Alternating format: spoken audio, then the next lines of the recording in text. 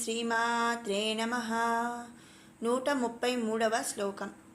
భాషారూపా బృహత్సేనా భావా భావ వివర్జిత సుఖారాధ్యా శుభకరీ శోభనా సులభాగతి. భాషారూప సకల భాషలు స్వరూపముగా కలిగినటువంటిది. ఈ జగత్తునందు ఏవైతే భాషలు మనుగడలో ఉన్నాయో అటువంటి భాషలన్నీ కూడా దేవి యొక్క స్వరూపములే. ఎవరికి తెలిసిన భాష రీతిన వారు దేవిని స్తుతిస్తారు లేదా పూజిస్తారనమాట. కాబట్టి సకల భాషల స్వరూపము కాబట్టి మనం ఆ జగన్మాతను భాషారూప అని స్తుతించుకుంటున్నాము. తర్వాత నామం బృహత్ సేన. బృహత్ అంటే పెద్ద, సేన సేన కలిగినటువంటిది, పెద్ద సేన కలిగినటువంటిది అని ఈ నామం యొక్క అర్థం అన్నమాట. మరి సకల జగత్తునకు ఈశ్వరి ప్రభువు కాబట్టి ఆ సకల జగత్తుకు ఈశ్వరి అయినటువంటి దేవికి మిగిలిన శక్తులన్నీ కూడా సేనలే. ఆ ఉద్దేశంతో అంటే ఆ భావనతో ఆ తల్లిని బృహత్ సేన అని స్తుతించుకుంటున్నాము. తర్వాత నామం భావాభావ వివర్జిత. భావ అభావముల చేత విడువబడినది అని అర్థం అన్నమాట. భావములు అనగా ద్రవ్య గుణాదులు, అభావములు అనగా ప్రాగభావాదులు. ఈ రెండింటి చేత కూడా ఆ తల్లి విడువబడినది అని ఈ నామం యొక్క అర్థం. ఇంకో విధంగా ద్రవ్య గుణాదులకు ప్రాగభావాదులకు అతీతురాలు అయినటువంటి స్వరూపురాలని కూడా మనం చెప్పుకోవచ్చు. కాబట్టి ఆ తల్లిని భావాభావ వివర్జిత అని స్తుతించుకుంటున్నాము. తర్వాత నామం సుఖారాధ్య. ఏ విధమైనటువంటి కష్టము లేకుండా పూజింపతగినది. సుఖ ఆరాధ్య. కష్టం లేకపోతే సుఖం అంటాం కదండి.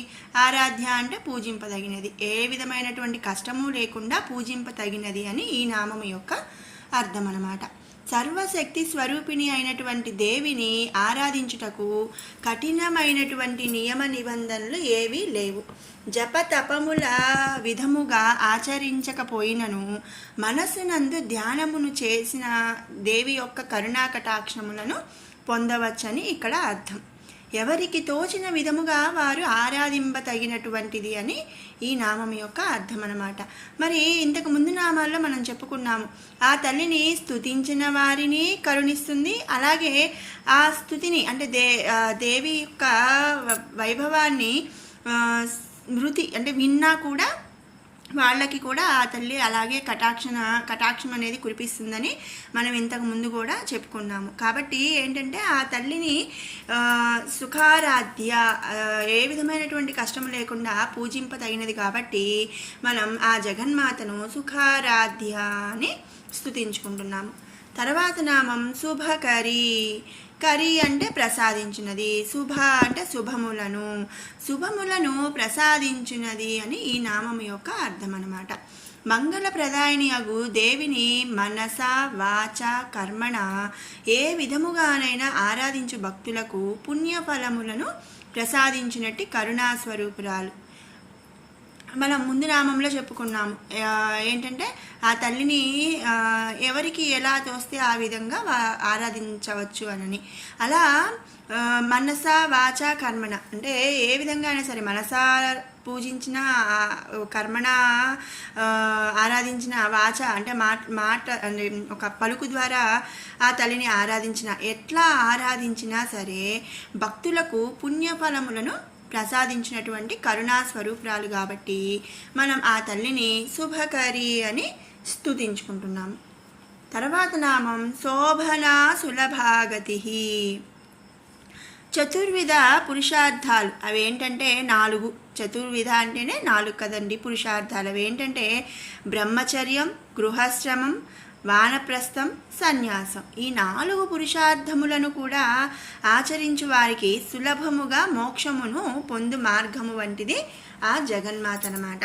శోభన సులభాగతి అంటే చతుర్విధ పురుషార్థములలో ఏ పురుషార్థం ఆచరించిన అంటే బ్రహ్మచర్యం అంటే పెళ్లి కాకుండా అంటే బ్రహ్మచర్యం పాటించడాన్ని బ్రహ్మచర్యం అంటారు. గృహాశ్రమం అంటే వివాహము, భార్య, పిల్లలు, ఇట్లా ఇవన్నీ కూడా గృహాశ్రమం అంటారు. వానప్రస్థం అంటే ఇక వృద్ధాప్యం. సన్యాసం అంటే ఇక ఏది లేకుండా భావబాంధవ్యాలు అంటే ఫ్యామిలీ అనేదే లేకుండా సన్యాసం అంటే లాస్ట్ స్టేజ్. ఇట్లా ఆ నాలుగిట్లో ఏ విధంగా ఆ తల్లిని ఆచరించినా సరే ఆచరించే వారికి సులభముగా మోక్షమును పొంది మార్గము వంటిది ఆ జగన్మాత. పురుషార్థములలో మోక్షమునకు ఉత్తమమైనట్టుదన్నమాట. నాలుగవది అయిన సన్యాసము, దానిని ఆచరించే వారి పట్ల దేవి అమితమైన ప్రసన్నవదనమై ఉంటుందని ఈ నామంలో మనం అర్థం చేసుకోవాలి. ఇక కాబట్టి ఆ తల్లిని మనం శోభన సులభాగతి అని స్తుతించుకుంటున్నాము. 134వ శ్లోకం. రాజరాజేశ్వరి రాజ్యదాయిని రాజ్యవల్లభ రాజత్కృపా రాజపీఠ నివేశిత నిజాశ్రిత. రాజరాజేశ్వరి, రాజు అంటే ఇంద్రుడు, అతడికి రాజులు త్రిమూర్తులు, వారికి కూడా ప్రభువు అయినట్టిది. లేదా రాజరాజనగా కుబేరుడు, అతడికి కూడా ప్రభువు. కాబట్టి ఆ తల్లిని మనం రాజరాజేశ్వరి అని స్తుతించుకుంటున్నాము. తర్వాత నామం రాజ్యదాయిని. దాయిని అంటే ప్రసాదించినది, రాజ్య అంటే రాజ్యము, రాజ్యములను ప్రసాదించినట్టిది అని ఇక్కడ అర్థం అన్నమాట. సకల శక్తులకు రాజ్యములను వాటి అందు ఆధిపత్యమును ప్రసాదించినట్టు సర్వశక్తి సంపన్నమై ఈ జగదాంబ.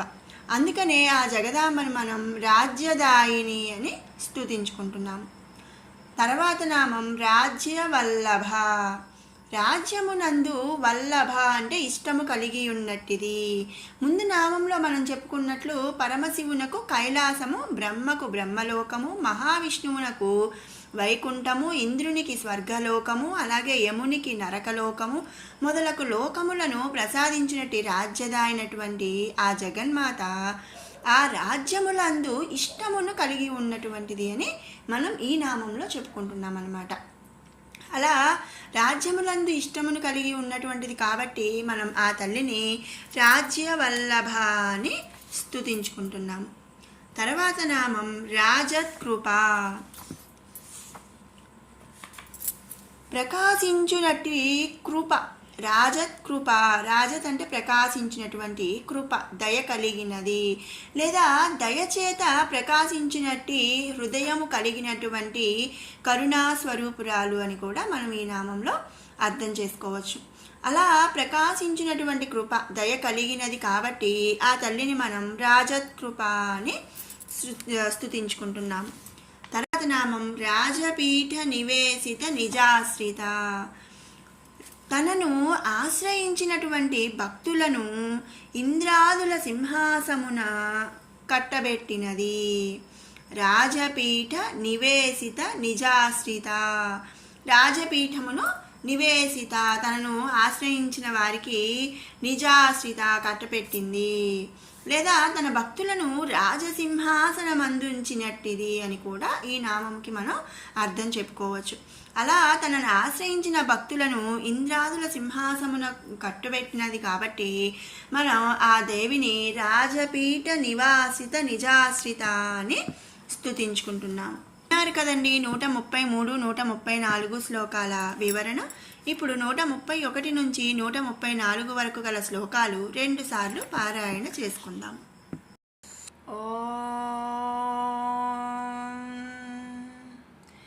ధ్యానం అరుణాం కరుణాతరంగితాక్షీం ధృతపాశాంకుశపుష్పబాణచాపాం అణిమాధిభిరావృతాం మయూకైః అహమిత్యేవ విభావయే భవానీం.